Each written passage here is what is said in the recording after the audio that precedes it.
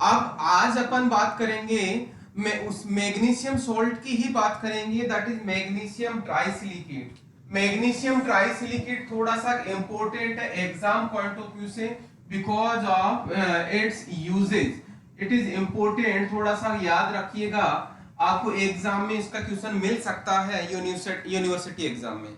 Okay, तो देखना इसका, जैसा मैग्नीशियम ट्राइसिलिकेट है तो magnesium oxide plus silicon trioxide और वाटर, ये एक जनरल फॉर्मूला होता है। इसका वेरिएबल फॉर्मूला भी होता है, इसीलिए जो वाटर है एक्स फॉर्म में लिखा है, मतलब नंबर ऑफ मॉलिक्यूल इसके वेरिएबल हो सकते हैं। यहाँ पे दो कंपोनेंट के साथ में है, कौन सा, मैग्नीशियम ऑक्साइड है, दूसरा मैग्नीशियम ऑक्साइड के साथ में सिलिकॉन ट्राइऑक्साइड है। ओके, और यदि हम इसको टेक्निकली या दूसरी लैंग्वेज में बात करें तो बेसिकली मिक्सचर होता है जो हम एज ए एंटासिड के तौर पे यूज करते हैं। वो मिक्सचर किसका होता है, mixture of magnesium metasilicate. Magnesium metasilicate का जो फॉर्मूला होता है MgSiO3 और कॉलोइडल सिलिकॉन डाइऑक्साइड होता है जिसके साथ में वाटर होता है, और वाटर लगभग 34% होता है। ओके, ये इस मिक्सचर के फॉर्म में, इस पूरे मिक्सचर के फॉर्म में क्या होता है, इस मिक्सचर के फॉर्म में एज ए एंटासिड के तौर पे इसको यूज किया जाता है। शायद समझ में आ गया होगा।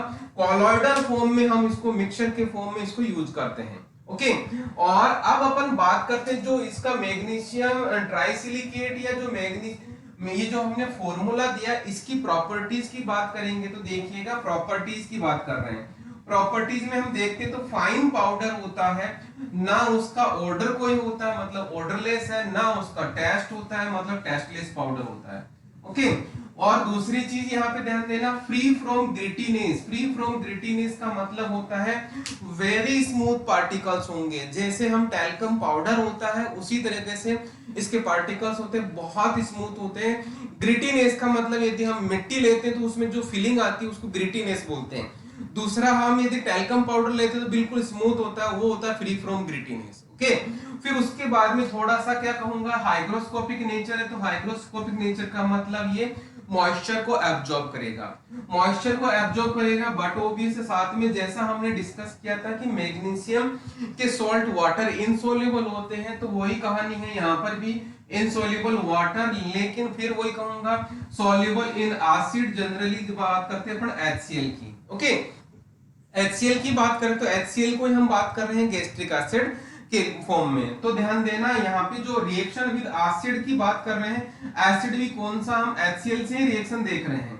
तो यहाँ पे ये मैग्नीशियम ट्राइसिलिकेट का फॉर्मूला है जो वाटर HCl के साथ रिएक्शन कर रहा है।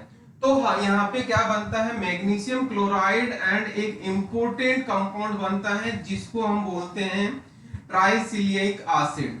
ट्राइसिलिक एसिड ये फॉर्मूला है जिसका, और ध्यान एक इंपॉर्टेंट दूसरी बात कहूंगा कि यहाँ पे इसका जो एरो बता रहा हूं, बार बार थोड़ा सा मैं एम्फेसिस देने की कोशिश करूंगा। यहाँ पे ये एरो है, ये एरो नीचे की तरफ है। जनरली हम याद करना, एंटासिड की रिएक्शन करवाते हैं तो कार्बन डाइऑक्साइड गैस बाहर निकलती है। यहाँ पे कार्बन डाइऑक्साइड गैस बाहर नहीं निकलती। यहाँ पे एक कंपाउंड बनता है जिसको ट्राइसिलिक एसिड बोलते हैं, और ये नीचे की तरफ आ रहा है, इसका मतलब प्रेसिपिटेट बन रहा है, एक मास टाइप में बन रहा है। और ये मास जिसको हम बोलते हैं जेलेटिनस, सिलिसिलिक एसिड बोलते हैं, जो जेलेटिनस नेचर का होता है। जेलेटिनस नेचर का मतलब एक यूं इस तरह की जेल टाइप में बन जाता है, या यूं दूसरे वर्ड्स में कहूंगा तो मैं कहूंगा कॉलोइडल मिक्सचर बन जाता है।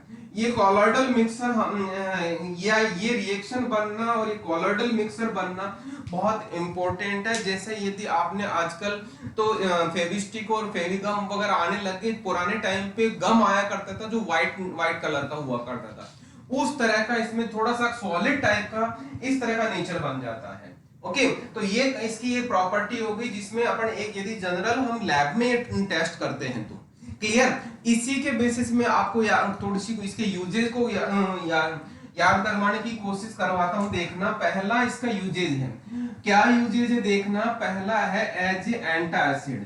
एंटासिड का मतलब जैसा आपको पता है कि क्या करेगा, neutralisation of gastric acid, neutralisation of gastric acid कर रहा है। तो जो रिएक्शन ये वाली है, मतलब यहाँ पे जो रिएक्शन कर रहा है बट ऑब्वियस है ये HCl गैस्ट्रिक एसिड के फॉर्म में होगा, तो ये HCl रिएक्शन कर रहा है, इसका मतलब इसका न्यूट्रलाइजेशन हो रहा है। न्यूट्रलाइजेशन हो गया, इसीलिए एज एंटासिड के तौर पे काम कर रहा है। क्लियर। फिर दूसरा पार्ट देखना एज ए प्रोटेक्टिव। प्रोटेक्टिव कैसे काम करता है ध्यान दीजिएगा। यदि हम बात करते हैं यहाँ पे इस तरह का एक सपोज यूं एक डायग्राम बना देता हूं मैं आपके लिए। यहाँ पे यूं सपोज ये स्टोमक है जहां पे ये रिएक्शन हो रही है, ये सपोज HCl वाला पार्ट आ गया यहाँ पे, और ये कौन सा बन गया, ट्राइसैलिसिलिक एसिड बन गया। सपोज यहाँ पे हमारे किसी पर्सन के सपोज यहाँ घाव है, अल्सर है, इस जगह पे घाव है और यहीं पे ये जिलेटिनस मास बना, तो HCl को तो उसने न्यूट्रलाइज कर दिया जिसकी वजह से ये जिलेटिनस मास बना।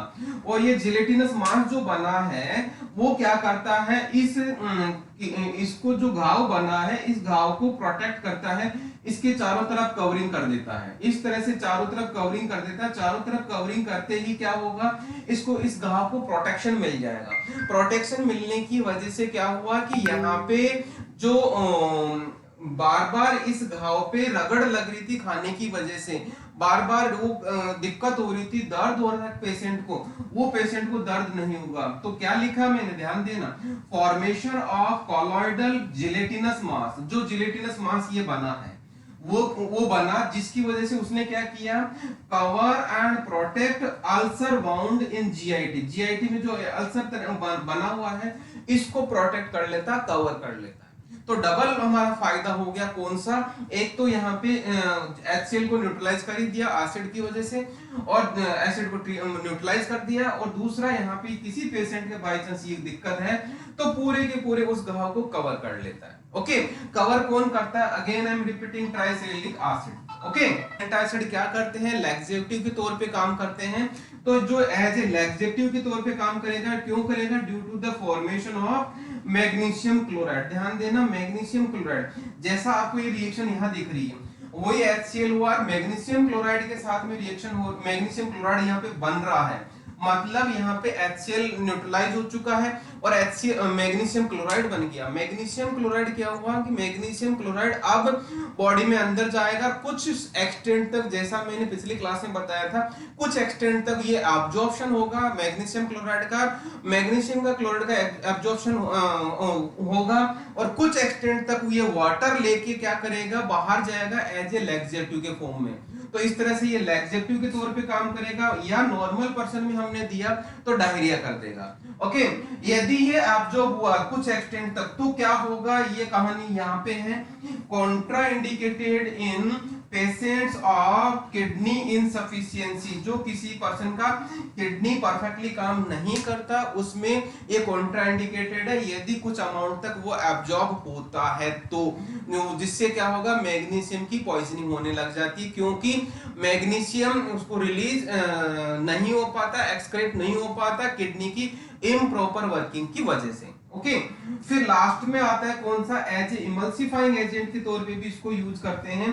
इमल्सिफाइंग एजेंट किसको बोलते हैं अपन, इमल्सिफाइंग एजेंट्स वो कंपाउंड्स होते हैं जो ऑयल और वाटर के बीच में इमल्सिफिकेशन करने के साथ में इमल्सन बनाने के काम आता है, उसको अपन इमल्सिफाइंग एजेंट बोलते हैं। ओके, इस तरह से यहाँ पे हमारे पास मैग्नीशियम ट्राइसिलिकेट का हमने इसका पहले उसका क्या होता है ये देखा, फिर हमने इसकी प्रॉपर्टीज देखी, फिर उसके यूजेस देखे। यूजेस इसके थोड़े से डिफरेंट है, जनरली जो एंटासिड और प्रोटेक्ट पढ़ा होगा, लेकिन प्रोटेक्टिव एडजॉर्बेंट साथ में नहीं पढ़ते हैं, और एज ए लैक्सेटिव तो हम पढ़ते हैं लास्ट में एज ए इमल्सिफाइंग एजेंट के तौर पे ये है। यदि एग्जाम में क्वेश्चन आता है आपको तो पूरा का पूरा जो चीज मैंने बताया है पूरा का पूरा थोड़ा सा ये पॉइंट्स लिखते हुए आप एक्सप्लेन कर देंगे तो आपका आंसर कंप्लीट हो जाएगा, और इस तरह से आपका आंसर कंप्लीट होता है किससे, मैग्नीशियम ट्राइसिलिकेट से। ओके।